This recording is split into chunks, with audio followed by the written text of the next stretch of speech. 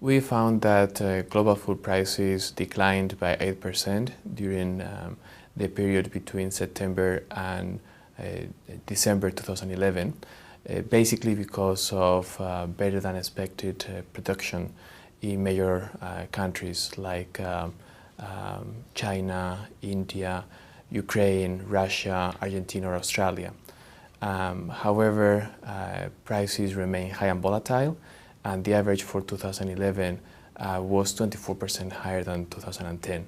We also saw sharp increases in domestic prices, especially in East Africa and West Africa, due to bad weather conditions and conflict. Because of these high prices, we must remain vigilant because high prices have or may have devastating nutritional consequences which bear repercussions on school performance, health status, cognitive development, and work productivity. We recommend a balanced set of policies, ones oriented to compensate for the negative impacts of high prices, especially through safety nets, as well as medium to long-term investments in agriculture, especially on productivity, and climate-smart agricultural policies. We know that households developed coping mechanisms to compensate for the effects of high prices.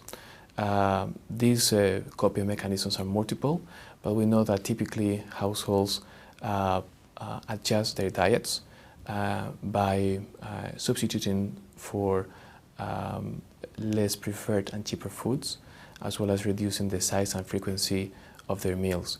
They also engage in the so-called consumption smoothing strategies, basically buying food on credit, borrowing money, or looking for additional work.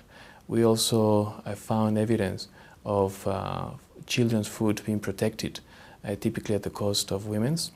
And when the effects of the crisis are more severe, households may also sell productive assets, take children out of school, and reduce expenses on health.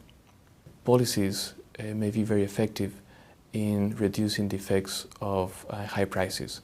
And we know that conditional cash transfers and school food programs can be effective in reducing the incentive of families to taking kids out of school to work.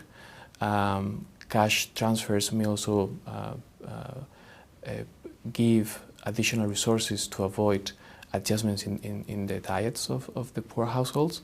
And food for work programs can be a better substitute for precarious informal jobs.